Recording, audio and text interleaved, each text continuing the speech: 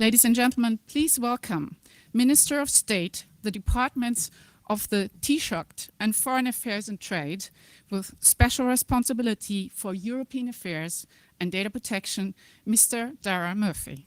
The floor is yours.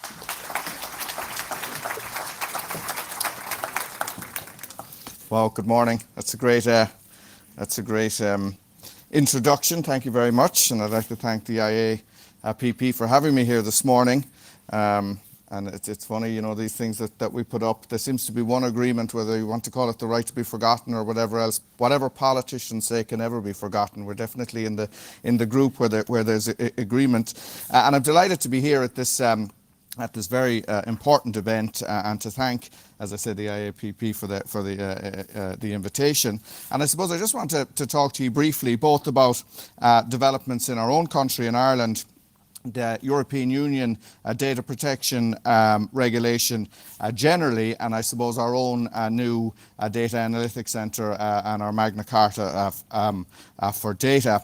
My own appointment about 7 months ago now was as the first, as was correctly said, European Union country to specifically allocate a Minister of State with responsibility for data protection. I'm also the Minister for European Affairs, which has obviously a significant role in European Union politics, and the department is co-located, I suppose, in our Department of Justice, from the crime element and from the policy element in the Department of the Taoiseach, which is our Prime Minister's office. Ireland is very fully aware, of course, of the importance of the space we're moving into, the importance of data protection. We have in our country 29 of the top 30 digital companies in the world, 9 of the top 10 born on the internet companies. In fact, many of them have their European headquarters in Ireland currently. So one of the key priorities that we set when we had our reshuffle a number of months ago was to, I suppose, considerably up the role and the importance of data protection within government. So we have doubled, for example, our expenditure in a data protection office. We've opened a second office in Dublin and significantly increased the number of staffing.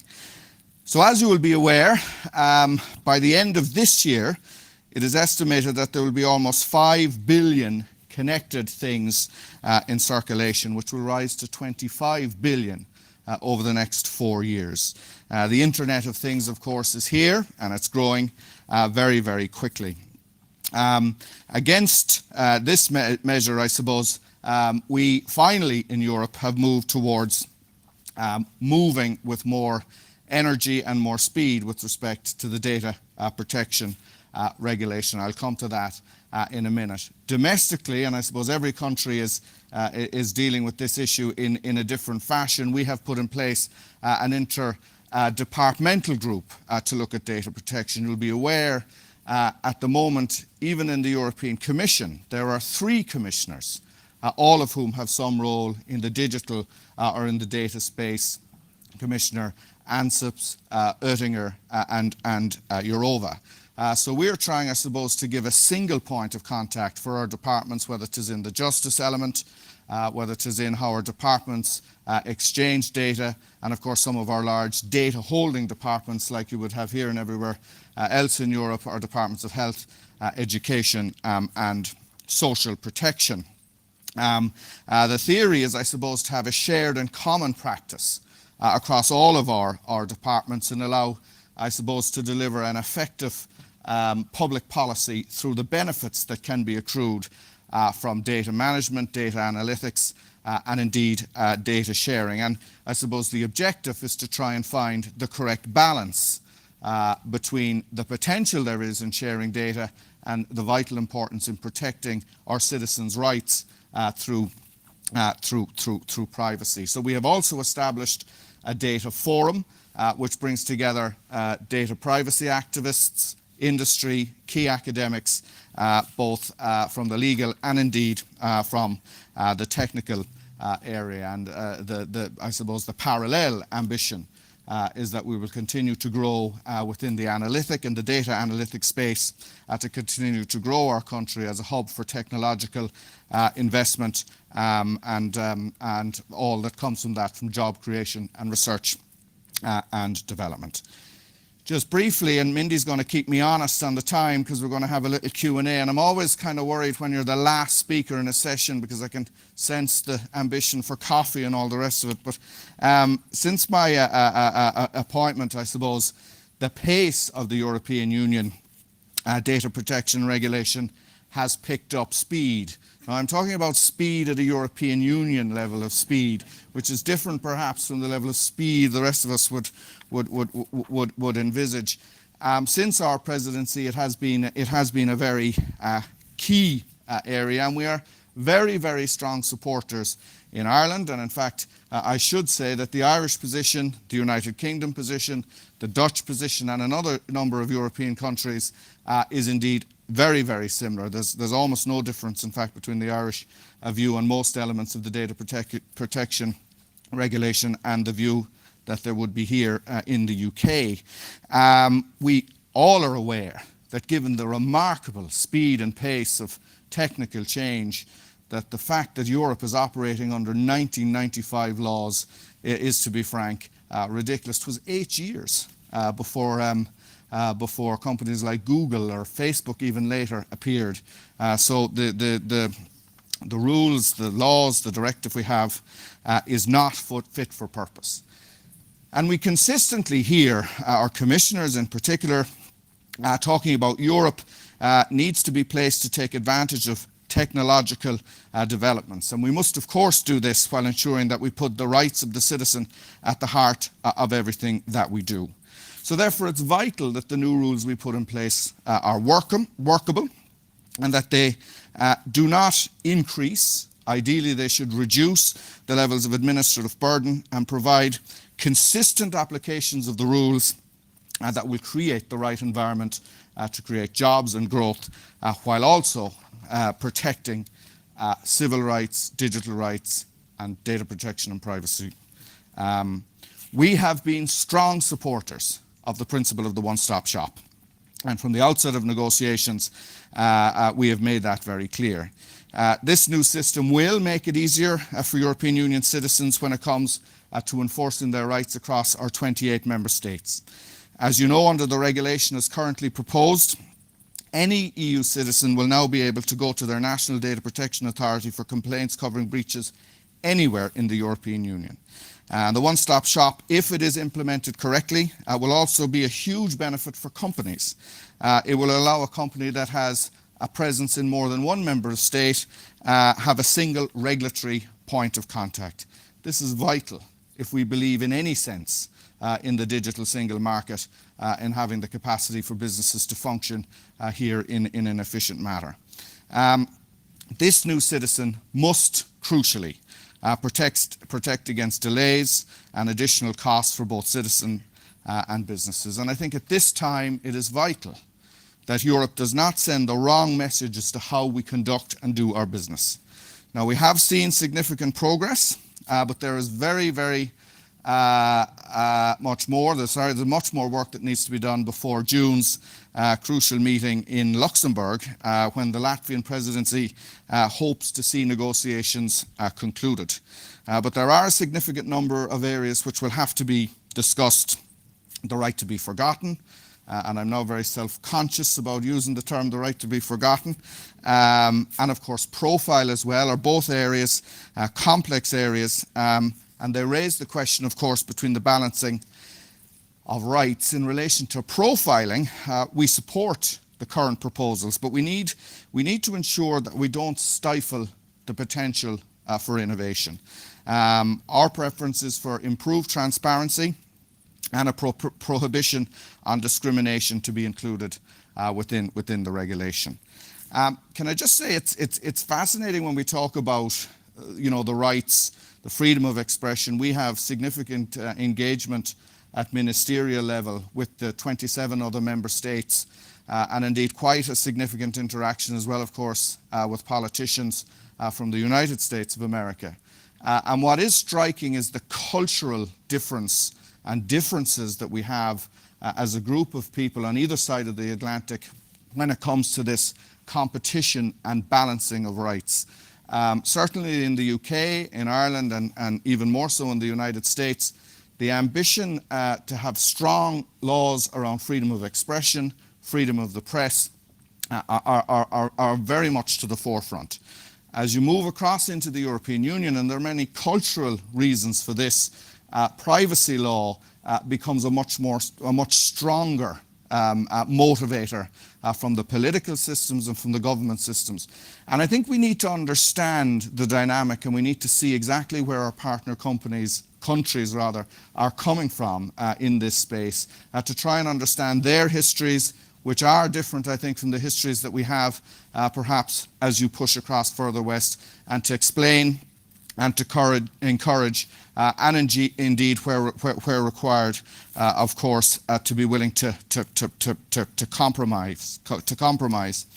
With regard to fines, we support in Ireland fines that are fair and that are proportionate, but we do need to avoid having exemplary fines.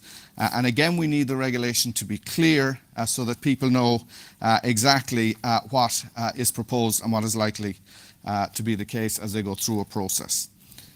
We very strongly support, of course, the principle of privacy by design, which will ensure that data protection safeguards will be built into products and services from the earliest stage of development. And here again, I think particularly in many government departments in many states in Europe, data protection privacy has come at the end of various processes and laws and rules and regulations. And we need to see everybody, whether it is involved in business or in the state, having the issue of data privacy at the beginning of the process so that it's designed into the very architecture of whatever new regulation is coming down the road. Savings for business, again, the numbers you hear sometimes are astronomical. They're naturally very vague. It's a bit like the potential money that can be accrued through TTIP. But some of the figures are greater than a saving of in the region of 2 to 2.5 billion euro a year, which even a proportion of that, of course, is a huge amount of money, particularly in the context of a continent that has been starved of growth over the last number of years. If I could just briefly turn, am I okay on time, Mindy? I'm hanging it together, good. I wish to turn your attention to the very important area of data analytics and indeed digital growth in itself. The reality for Europe, and I mentioned that we have 29 of the top 30 digital companies in the world in Ireland. There are very many of them, of course, based here in the UK as well and in other parts of Europe. Virtually none of them, however, are European. They are all American companies. So we have got to shift the balance back towards this continent and the potential that for the next generation at least, that some of these new companies and businesses will be European. Ideally, they will be Irish, but we can concede across the Irish Sea a little bit to the UK as well. This growth will not come from European protectionism. Large American companies are not bad companies. They will not be, I suppose, surpassed or emulated through protectionism. They will be emulated through innovation and through competition, and crucially, I think, through research and development spending here in Europe. To that end, we have the largest single ever investment in Ireland is in our Insight, our data analytic new company. It brings together 4 of our universities and about 30 of the businesses, 30 companies as well. We've spent 85 million euro on Insight. It's proud to say it's now one of the largest data analytic centres and analytic hubs in Europe. And last January I had the pleasure of speaking in Brussels at the launch of Insight's white paper, which is called Building a Foundation of Trust in Big Data, a Magna Carta for Data. So they're very, very ambitious indeed. And it addresses, I suppose, the need for businesses, for governments to approach big data and data analytics from a consumer trust perspective in the very first instance. So for Ireland, for Europe, and to realise the full potential of the 508 million people who share this this great part of the world that we're all very fortunate to live in, we need to ensure that citizens have a very high level of trust and confidence in our digital environment. So therefore, I've no doubt that Magna Carta and other such bodies across Europe will be of huge benefit to the citizens that live here in Europe. So in conclusion, we are living in a world that sees the enormous potential that technology brings to us. And we have to, in all our discussions about data protection and privacy, also be aware that there are people who are benefiting, whether it is in the health sector, whether it is in the education sector, and so many other walks of life, from the magnificent freedoms, from the magnificent advances that has come from digital and technical advances. And as I've said on a number of occasions, it's crucial that we work very hard to get the balance right, and that balance can be achieved. And in particular, it is vital that industry professionals, leaders like all of you, give time to come to events such as this, listen to your peers, I suppose take on board their considerations and their objections. It's very rare, I have to say, even in some of the discussions with countries who we are almost diametrically opposed to or ideologically opposed to, that people come in bad faith, that they don't have a reasonable point to make. And I think certainly, while in certain elements of the data protection regulation, particularly the area of appeal, we have concerns in Ireland, they have concerns here in the UK and a number of other countries. I think through this laborious sometimes process of consensus, which people can be critical of within the European Union, the reality is when you walk out the door of one of these European processes at the end of a regulation, you still have 28 member states signed up to something, and that in itself is very, very powerful. So I'd like to thank the IAPP I will take questions, for inviting me along today. And Mindy has our microphone, and I'm more than happy, yes, to take questions. So thank you very much for listening to me this morning. Gur Margaret. Thank you.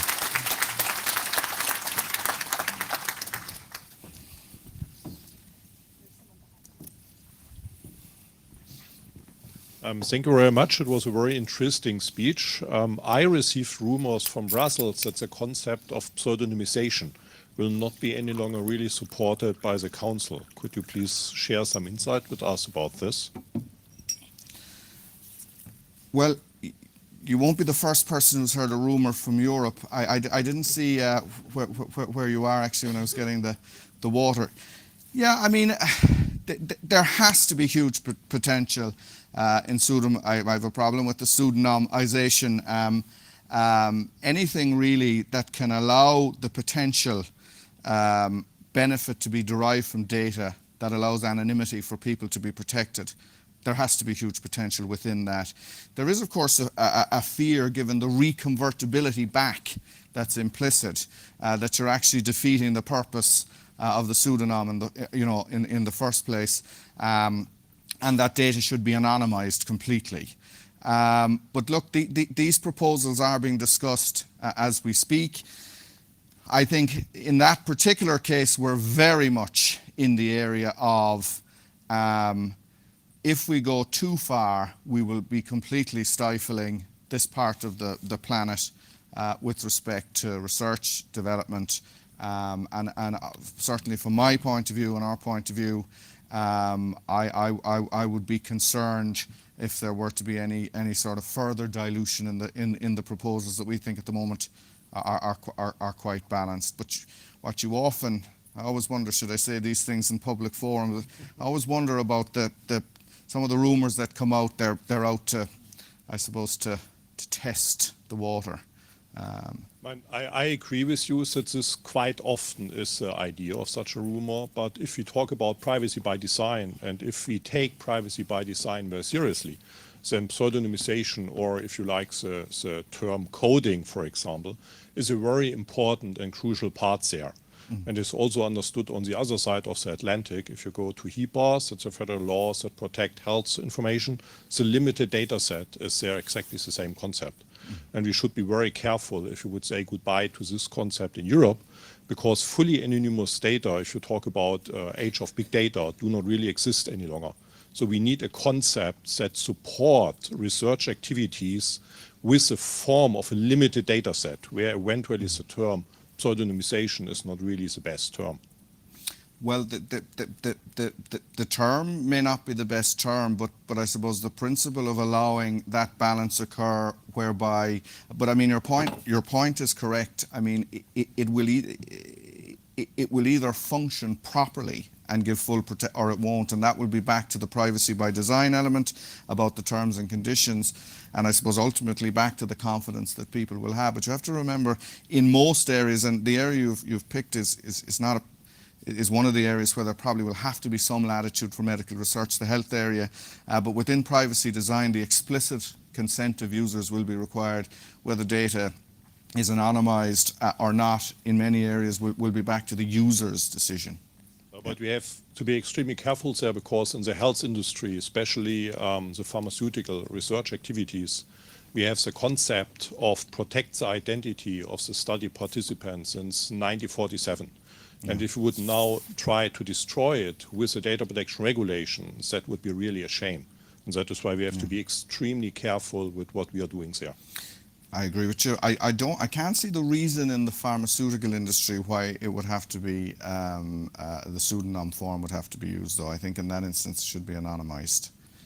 Yeah, but for safety reasons it's not possible, because the reason why you use coded data is that the pharmaceutical industry do not know the identity of the patient, but the physician knows the identity. And if you have a serious adverse event, what unfortunately happens from time to time, you have to be able to immediately re-identify the study participant. And therefore you need a code. If you would have fully anonymous data, you could not any longer identify the patient. For safety reasons, we need this. If therefore you need it, but you're back into the data retention space here now, about what periods and what time and what stages of the specific data is at. I mean, No, it's unlikely to be one specific set of for one industry. Well, once again, it's not the requirement of the pharmaceutical industry to have the data coded there. It's a requirement from the patient, because if they have a problem with their health, they would like to be secured. And if you cannot do this, and with fully anonymous data you cannot do this, therefore we have to be extremely careful what we are doing there. So that is why the European Parliament introduced the concept of pseudonymized data.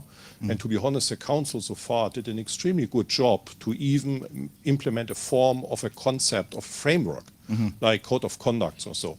If this would not be any longer supported on this side of the Atlantic, then I see a big risk, especially for the pharmaceutical industry, because on the other side of the Atlantic, we do at the moment exactly the opposite. That's right. As I say, I mean, I think it's going too far to say it's not going to be supported on this side of the Atlantic, though. But it is a matter for, as you can see, fairly detailed discussion. Any other questions? I'd like to bring us back to Article 7 and the right to be forgotten and to erasure, which you just touched on, because I'm interested in what you think the tone in Brussels is around this, bearing in mind the cultural differences that you highlighted, and I also feel very respectful of in Europe.